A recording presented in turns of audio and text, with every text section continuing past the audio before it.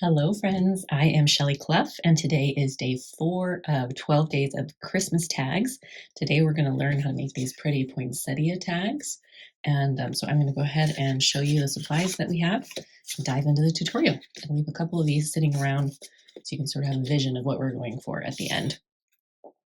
So what I have right now is just a half sheet of paper. This is just my Canson XL watercolor paper. I have my palette here that's dried out. I'm just going to mist it with a spray bottle. This sort of just saves you some time when you go to use your colors if they've already been pre-wet a bit. But what I'm going to do is on this larger sheet of paper, paint a couple of poinsettias, and then we're going to chop it up, which is one of my favorite things to do. If you are new here, I love to paint and chop. You'll find several of my tutorials where we do that. So when I go to paint a poinsettia, the first thing that I do is this little center portion. And the center of a poinsettia kind of looks like little dots. So I am going to go far enough in so I have enough room around to paint my petals. But I'm just going to make some little marks, kind of like that, for the center of my poinsettia. And then I'm going to make little marks coming out like this that are going to be the stems of my petals. Oh, by the way, I'm just using a size 4 Cotman brush by Winsor & Newton. And then I'm going to do the same thing over here. I'm going to paint a second one, just a few of these little kind of lumpy dot things, and then some flicks that are going to be the stems of my poinsettias. Now I'm going to rinse that, and I'm going to grab a larger brush. I'm going to go with my size 8 Princeton Neptune brush because it's going to slide over for these petals really nicely. And I am going to mix up a combination of cadmium red and alizarin crimson. This gets you a nice, rich red that kind of captures that pretty poinsettia color really nicely. So I want to make sure it's nice and concentrated, and I want a pretty big puddle so that I don't have to mix this halfway through my flower. So that's kind of where I'm at right now. I'm going to stick with that, and I'm just doing a little scrape of my brush here, because after I mix, sometimes my brush is super loaded up. So then I'll do a swish and kind of a tap so that I can still get that nice point on my brush. Sometimes you have to rotate your brush too to figure out where the skinniest point is. If you can see that, this side is really skinny, but if I rotate it, this side's kind of wider. And it's just the way it happens when you press on the brush, kind of where the bristles collect. But that can be helpful when you're trying to make those tiny little flicks. You find the point where it's the thinnest. So I'm going to start on this side and make some little baby petals. So poinsettia petals, they have a nice point. They get pretty wide in the middle. And my top layer are always kind of small. And I'm only going to do 3 or 4 of these little ones, making sure I get that cute little point on my petals. Now I'm going to do some bigger ones for my second layer. So I really get that whoosh of a poinsettia. And here you can see I just took my brush around that little baby petal, so it looks like it's behind it because the bigger petals are behind the smaller ones. That's kind of the order we want to paint it in. And I'm just going to rotate my paper around and fill those petals in. So technically, a poinsettia is a plant and not a flower. I don't think I learned that until after I started painting them, and I realized that their pattern is a little different than other flowers. So the center of their flower are like the beginnings. As a poinsettia continues to bloom, these turn into the petals. And the leaves on a poinsettia are actually the same thing as like the red petals that we think we're seeing, but they apparently turn green or something as they grow. And I'm just going to do a second layer on a portion of these petals just to add a little bit of dimension, kind of at the base and coming up inside. This one feels a little bit unbalanced. So I'm just going to add a petal right here. And then maybe one over here as well. So see how I'm just building it in so it looks like it's behind those other petals?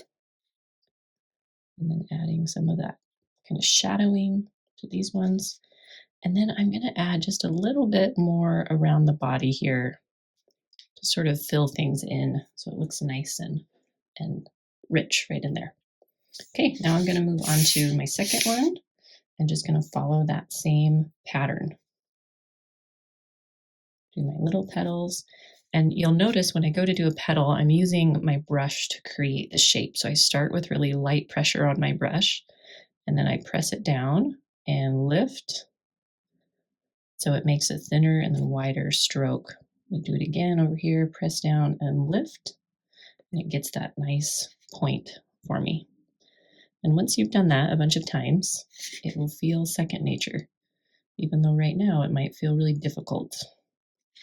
It's a really helpful brush stroke to practice if you are wanting to, especially if you're wanting to do botanical stuff like flowers and leaves and whatnot. That brush stroke is super helpful. Just mixing up a little more color.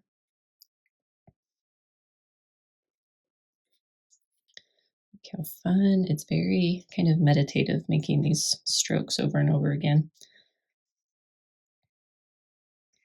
And you can always, like, you don't have to get your brush stroke perfect. You'll see me go and sort of correct the shape of some of these petals after I lay them down. Or you can do this outline and then just fill it in. There are lots of ways to create the shapes that you need in watercolor. So I hope you don't feel like there's only one right way to do it. Okay, let's see, should we make a big one like right there? Just gonna fill that in like it's coming behind all those. And then I feel like one more big one over here. And then this should be pretty balanced.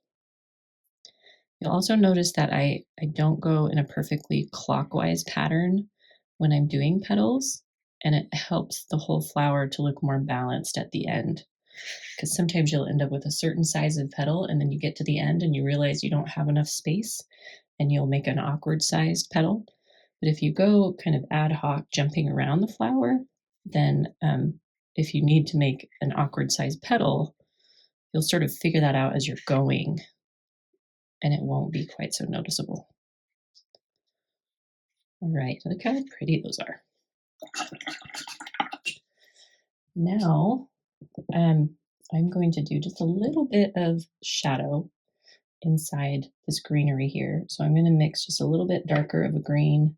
I'd used more of a sap green here. I'm just adding some brown, kind of dabbing in some of those just on a portion of what I did the first time around to deepen that up a bit. I'll add some leaves now, and then I'll probably add some more after I cut, depending on how everything laid out. So just mixing up more is just Viridian green and burnt umber, using that same Princeton Neptune brush. And I just want to do kind of that same shape as your petal, but now it's green. And I'll usually do like a big one and a little one. Do a little flick for that stem. And you can do them all around because this will give us, 2 or 3 or maybe even 4 tags. So you can do the leaves kind of all over and give yourself improved odds of getting a leaf when you make your cuts.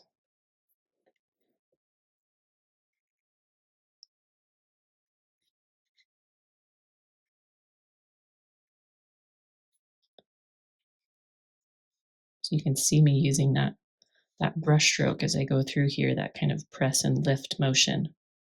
Use it all the time.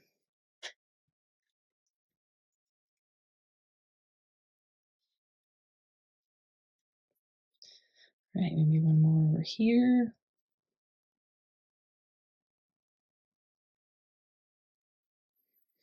Okay, feel pretty good about that. I'm going to let this dry completely.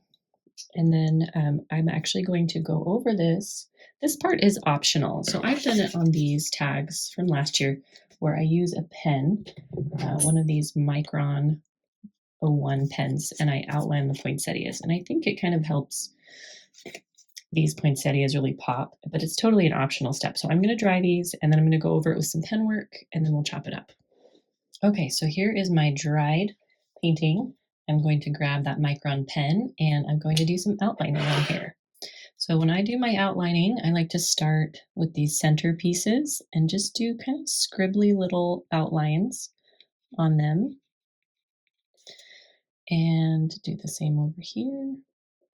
Just really loosely kind of mimicking the shapes that I outlined. And I'm not super careful about going exactly where I put the paint down. I'm okay going over and around that. I think it kind of adds to the process.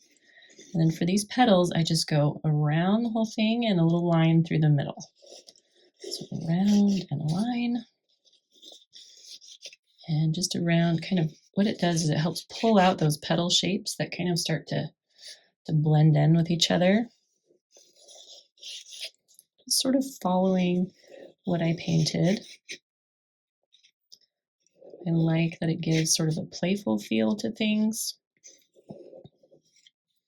For me, it's almost a meditative process, doing these little ink lines.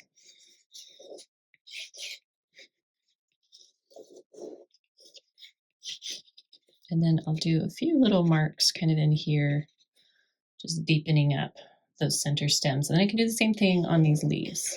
Do little outlines with some lines in the middle.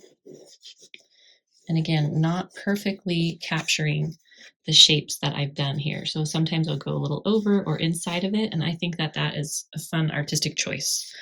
So don't worry about being perfect at that.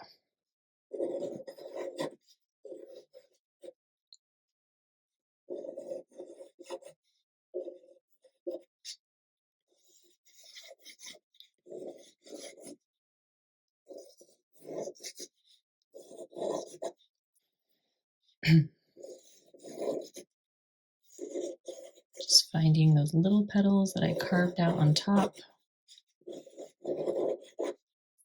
And then going through and getting those background ones. So you'll notice when I do the ones in the background, I'm just tracing over, what you can see that I painted. Making sure not to make lines up above. Like this one, I'm not going to take that line and go in here. I'm just going to follow it on that outer perimeter.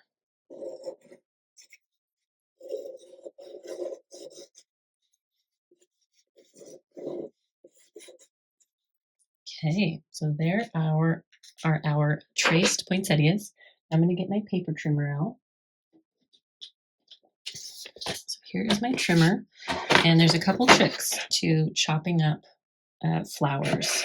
So what I've learned with my many years of experience doing it is to try to chop it right down the middle. Because if you can catch the middle of a flower on either half of it, it still looks like a flower. If you just capture some of the petals, then it doesn't really look as much like a flower. So, and then I'm going to chop this one in half as well, and then we'll kind of decide from there what to do. So some of these we can probably make 2 tags out of. So if I cut this down the middle, kind of little poinsettia tags. So these ones are pretty small. I like them to be a little bit beefier, but see, like this is a little too big. So often what I'll do is just pick the side of it that I like the best. So maybe I'll try, do I like that? Or do I like that? I think I like this. And I'm just going to chop off a little of that bottom portion. You maybe like this enough to use it as a tag still, or you can just toss it. I won't tell anybody, but I think that is a really nice cut for the tag. I love when you cut these, how they feel like part of a pattern. And then sometimes I will test things out, like I'll cut it if I cut there, or if I cut there. I kind of wonder if I may just make these long ones. Cut these 2 apart here. And then do some trimming on this. I'd like to trim off just a little bit of the flower on one side and then have some white space on the other side, kind of that imbalance, sort of the off-centeredness, I think makes it look really pretty. And we're going to do a couple more steps to make these extra cute. So I think we're going to chop off that portion right about here. Okay, so we got 1, 2, 3, and potentially 4, 5, and even 6, 7 if you want to do that. Now what we're going to do is use the best little tool, this little corner punch. My favorite is this little beveled edge there. And we are going to make cute corners on these little tags. So my trick is to turn this over so I can make sure my corners are getting exactly in the right spot. And then you just punch.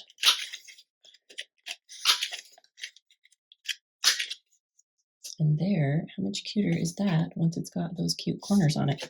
And I'm just going to do that to all of these tags.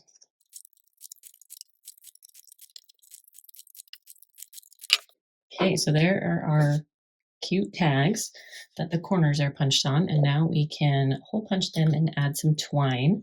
And the hole punch is another part where you can decide where you want to put it. Sometimes I'll put it in the corner on these, but most of the time I just like to do it in the center on the top. This hole punch is linked below as well. It's just a little bit smaller than your normal hole punch, and I feel like it makes a particularly cute hole. Makes the whole thing look a little more professional or dainty. And then I have a couple of different types of twine. This is just a jute twine, and this is some really cute Christmas twine. And so I think we'll use a mix of both of these. Just unroll maybe 6 to 8 inches of it and fold it in half so that one half has a little loop on it. We're going to take that loop and push it through the hole that we've made. So now you have a loop on one side and tails on the other. We're going to stick the tails through the loop, pull it tight, and there is our Christmas tag. And then you can just tie this onto a gift or something. I usually will write the to and from on the back of it, or you can kind of squeeze it in here if you'd like. And I'm just going to go ahead and do that to the rest of these tags. Okay, so here are all of our tags all finished up. One other thing I'll show you that you can add with the pen that can be sort of a fun little detail, especially if you have kind of an awkward gap that you want to fill up. I love to do these little bubbles, just sort of little dots, kind of make it playful. Totally optional, but I think it can be a fun little tidbit. You can also add little bits of gold or something to dress these up. But I hope you had fun with this tutorial. I'm excited to continue this 12 days of tags with you. Feel free to drop any questions or feedback that you have below. And thank you so much for watching, and we'll see you in the next video.